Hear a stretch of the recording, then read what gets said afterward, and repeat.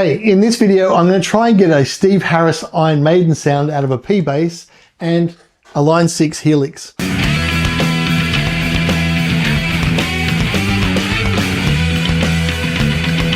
This particular P-Bass is a Steve Harris signature.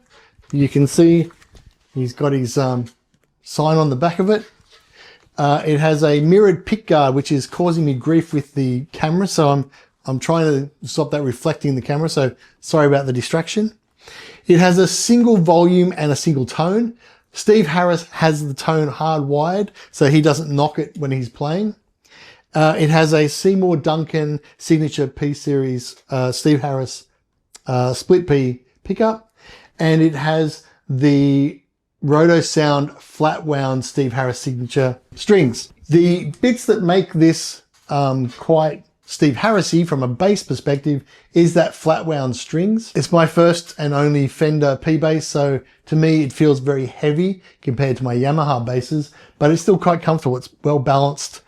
The big badass bridge is quite chunky, so I'm getting lots of good tone out of this bass. That's a great tone machine. Steve Harris has a very low profile or low string height on his. For my playing, that was way too clacky. I could hear that, especially when we start looking at the way the amp's configured, the clackiness was distracting and was overpowering the actual tone coming through. So I've raised the string height quite significantly from what I normally have it set at. The other thing I found with Steve is he uses two fingers tapping, basically playing over the string, and that's where you get that tapping or the clicking sound. Again, for my playing and my style, I use between 2 and 3 fingers, and I found playing over the pickup when I normally do, resting my thumb on the pickup, I was getting too much of that clack.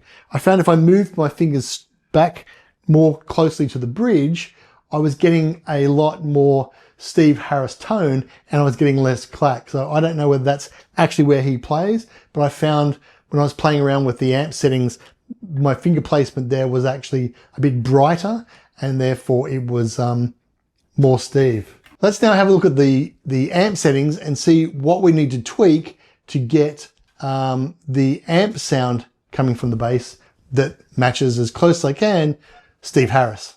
Let's have a look.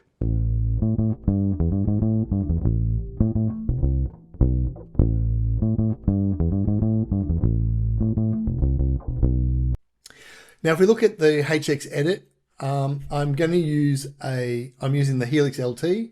This will also work on the floor and also the HX Stomp because it's a very simple patch. So I'm using the guitar in.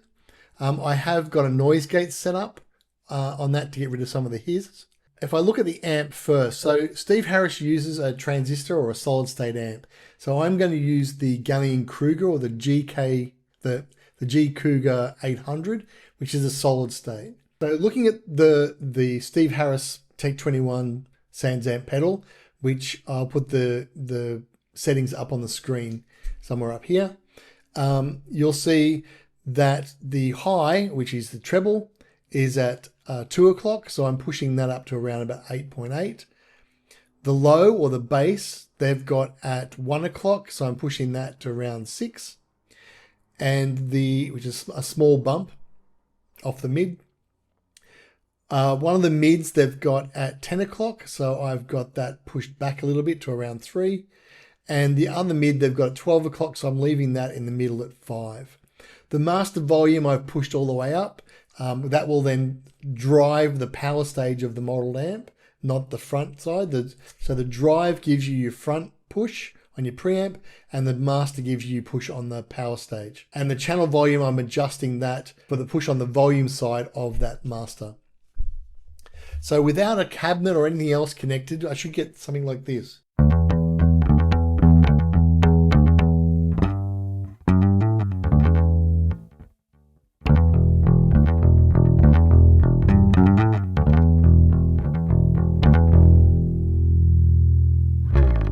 So clean, bit of a mid push, but not quite that clanky sound that we're looking for. Now, one of the things that makes Steve Harris unique, or at least unique as far as I've seen, is in the cabinet side, he's using a 4x12. The best that I can work out so far is it's this 4x12 1960A T75. That is the speaker that he's using.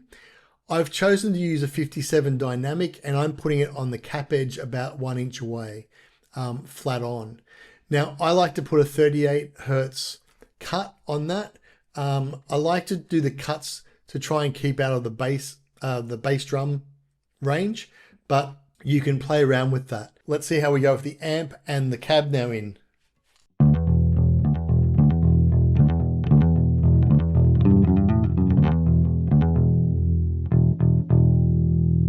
So still fairly bright and a bit more full. Now I've got a speaker connected. Now you can play around with the mic. Now the dynamic mic is a brighter mic, so I'm using that for that brighter sound. Now to get the clank, I need to put a bit of overdrive on here. Now the drive on the Gallien-Kruger is not going to do that for me, so I'm adding in the 0 amp, which is a model of the Tech 21 Sans amp. Now I'm pushing the drive up. I've played around with that, and to my ears, around 6.5 is a little bit of grit, but it doesn't start to get the distorted sound. I'm keeping the bass rolled off a little bit because I want to get more of a clank than a bottom end. I've pushed the treble and I've pushed the presence up just a fraction. I've put the blend to 100 because I want no clean sound coming through. I want this to be all effect. So now I've added that, I should start to get a little bit of a higher end. So you can hear that little bit of a cut through.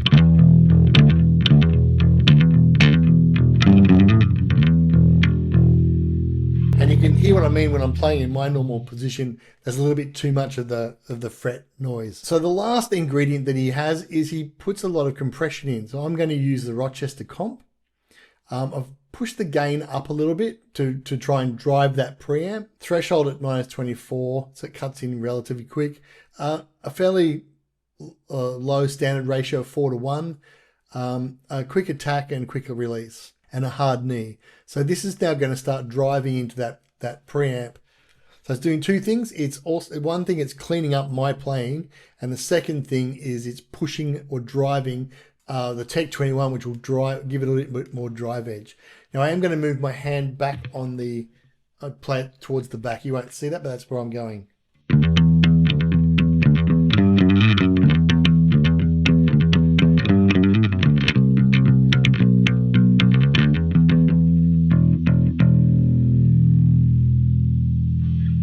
Just adding that distortion, or the Tech 21 and the dynamics, brings it from that nice clean sound, pushes it into a bit more of a to the clank, and up in that high register rather than the lower, but it's still clean.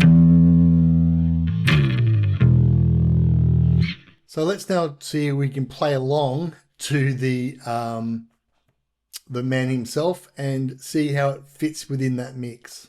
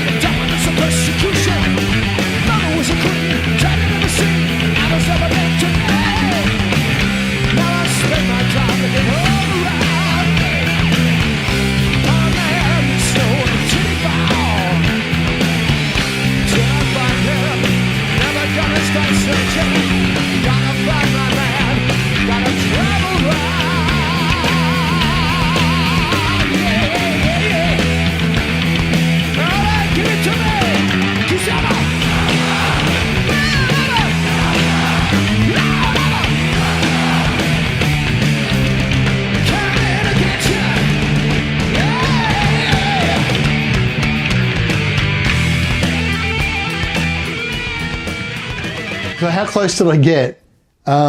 Again, P bass, split P pickup, tone all the way up, flat wound strings. If you can get the Steve Harris rotor, sounds great. If not, that's fine. But it's the flat wounds that you're looking for to get that. Again, my style moving back closer to the bridge got me better sound.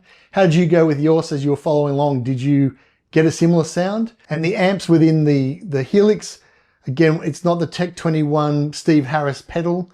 and it's not exactly what Steve uses, but with that mixture of the Tech 21 Sans amp model and the Gallien-Kruger amp model and the 4x12s that Steve uses, it's a matter of playing around with the mics, the mic placement, and some of that that tone control on the Sans amp, and you should be able to dial in probably better than I was able to. If you haven't seen it, check out this video when I do a cover of Hallowed Be Thy Name. See you next time.